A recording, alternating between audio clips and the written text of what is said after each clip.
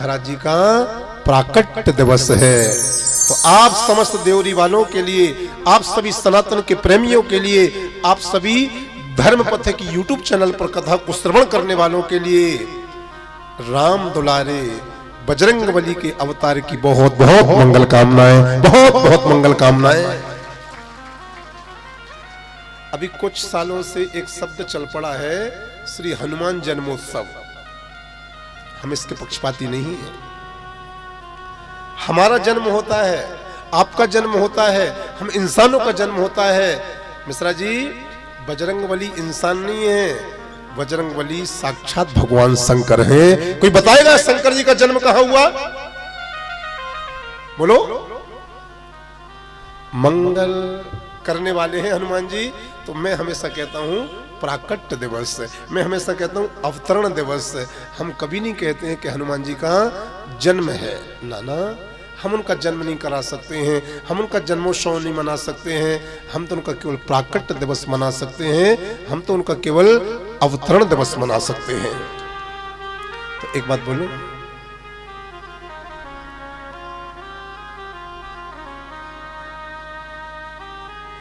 चैत्र का महीना था, शुक्ल पक्ष था, पूर्णिमा तिथि थी और गोधूली बेला में माता अंजना के गर्भ से अनंत बलवंत संत राम दुलारे वीर बजरंगबली का अवतार होता है। ये गोधूली बेला है और इसी गोधूली बेला में ही हनुमान जी महाराज का प्राकट्य हुआ, क्योंकि दोपहर में आए थे राम भगवान नवमी पर और शाम को आए बजरंगबली। कितना बोलूं हनुमान जी के लिए, क्या क्या बोलूं हनुमान जी के लिए। मैं बहुत ना बोल करके 2 मिनट में केवल इतना बोल दूं कि संपूर्ण राम दरबार, संपूर्ण भगवान श्री रामचंद्र जी का परिवार, संपूर्ण श्री अयोध्या का राजमहल बजरंगबली का ऋणी है मेरे प्यारे। भगवान राम भी बजरंगबली के ऋणी है, माता कौशल्या भी बजरंगबली की ऋणी है, भैया भरत भी हनुमान जी के ऋणी हैं, माता जानकी भी हनुमान जी के ऋणी हैं। आपको मालूम है, जब 14 वर्षों का वनवास पूरा हो गया, भगवान श्री रामचंद्र जी अयोध्या में आए, भगवान का राज्याभिषेक भी हो गया। एक दिन की बात, माता कौशल्या बैठी थी और उनकी गोदी में भगवान श्री रामचंद्र जी सिर रख करके लेटे हैं।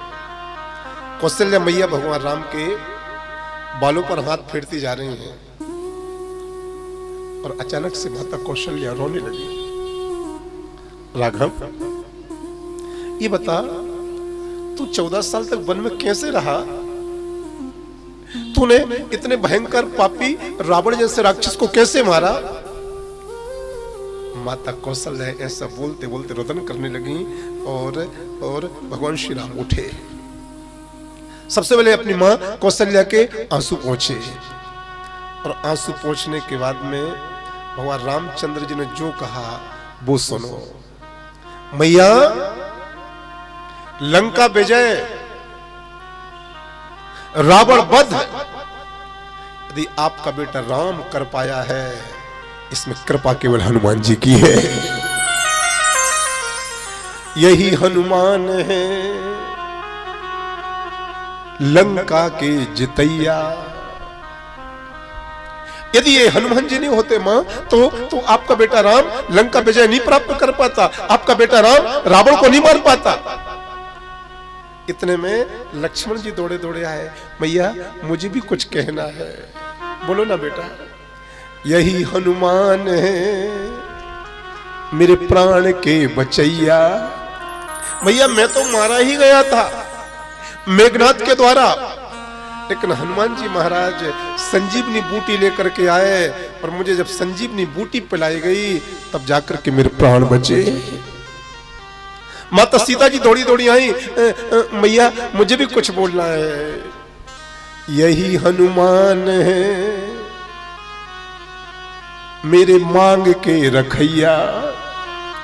यदि बजरंग बली नहीं होते और ये समुद्र पार करके लंका में पहुंच करके भगवान राम की जानकारी मुझे नहीं देते तो कहीं मैया मेरा साहस टूट जाता और कहीं मेरे प्राण भी निकल जाते। आज मेरे मांग के सिंदूर को बचाने वाले कोई हैं तो बजरंग बली है।